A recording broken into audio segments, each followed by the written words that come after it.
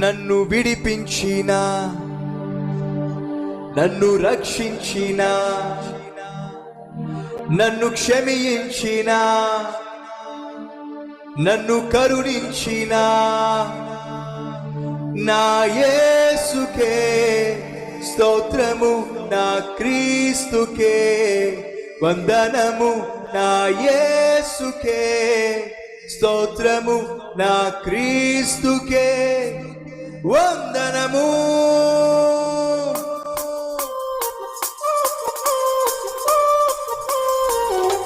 గట్టిగా చప్పట్లు కొడుతూ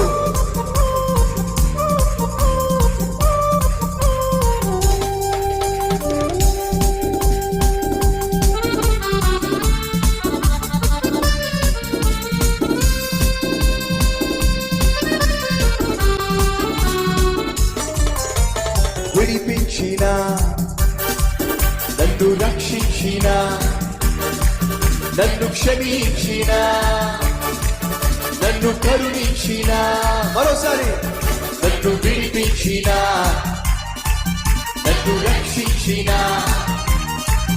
నన్ను క్షమించిన, నన్ను కరుణించిన నా యేసుకే స్తోత్రము, నా క్రీస్తుకే వందనము, నా యేసుకే స్తోత్రము, నా క్రీస్తుకే వందనము. నన్ను విడిపించిన, నన్ను రక్షించిన, నన్ను క్షమించిన, నన్ను కరుణించిన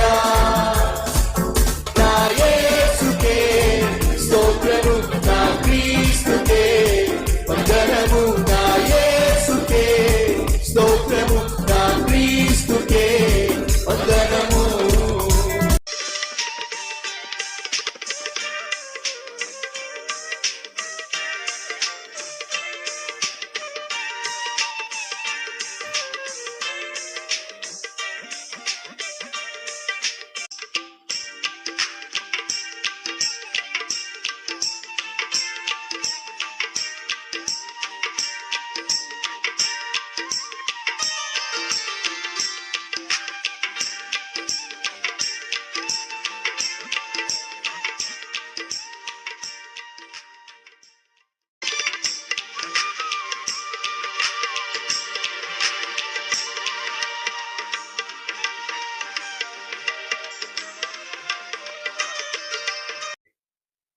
సహోదరి సహోదరులు, నీ జీవితంలో దేవుడు చేసిన అద్భుతాలు నువ్వు గ్రహించాలి అని అంటే నువ్వు పైవాడిని చూడమాకో.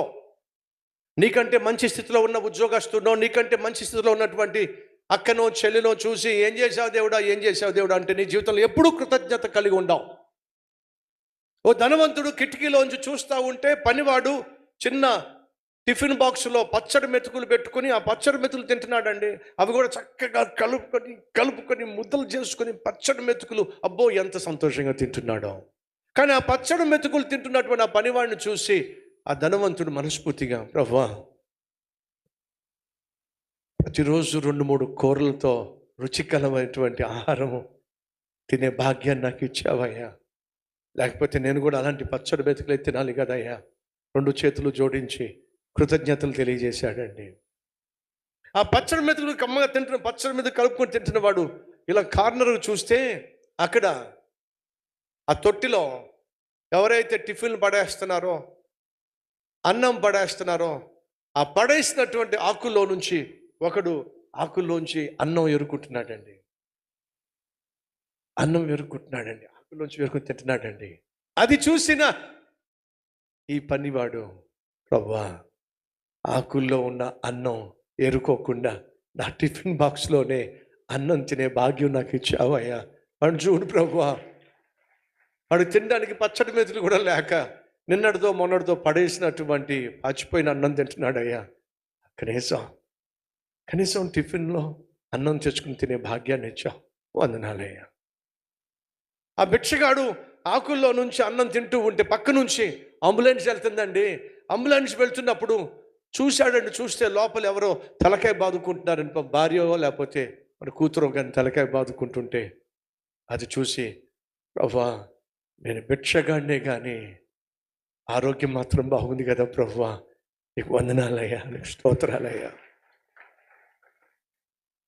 ఆరోగ్యం బాగోలేనటువంటి హాస్పిటల్ అడ్మిట్ చేశారండి. అతనికి చేతులకి పైపులు ఉన్నాయి, ఈ చేతులకు పైపులు ఉన్నాయి. పక్కకు చూస్తే అప్పుడే వాళ్ళు వచ్చి ఆ శవాన్ని మోసుకెళ్తున్నారండి. ప్రభా, ఆరోగ్యం కొంచెం బాగోకపోయినా పర్వాలేదు ప్రభా, వాడిలాగా నేను ఇంకా శవంగా మారలేదయ్యా, నన్ను సజీవుల లెక్కలో ఉంచినందుకు నీకు వందనాలయ్యా. శవాన్ని చూసినటువంటి వ్యక్తి ఏమో రోగం ఉన్నప్పటికీ దేవుడికి థ్యాంక్స్ చెప్పాడు. ఆహారం లేక ఆకుల మీద ఉన్న తింటున్న వాడేమో రోగం ఉన్నవాడిని చూసి థ్యాంక్స్ చెప్పాడు. ఆకుల్లో ఉన్నదాన్ని ఏరుకుంటున్న వాడేమో పచ్చడి మెతుకులు తినేవాడు థ్యాంక్స్ చెప్పాడు. పచ్చడి మెతుకులు తింటున్న వాడిని చూసిన ధనవంతుడేమో కడుపు నిండా భోజనం చేయగలుగుతున్నప్పుడు దేవునికి థ్యాంక్స్ చెప్పాడు. ఈ సహోదరులు, మనం కృతజ్ఞత కలిగి జీవించాలి అంటే చూడాల్సిందే మనకంటే హెచ్చులో ఉన్నవారిని కాదో, మనకంటే దీనస్థితిలో ఉన్నవారిని చూసినప్పుడు దేవుడు మనల్ని ఎంత ధన్యుడిగా చేశాడో అర్థం చేసుకోగలం. కాబట్టి చెప్తున్నా, కృతజ్ఞత కలిగి జీవిద్దాం. ఆత్మరక్షణను బట్టి, ఆరోగ్యాన్ని బట్టి, ఆశ్చర్య కార్యాలను బట్టి, ఆర్థిక స్తోమతను బట్టి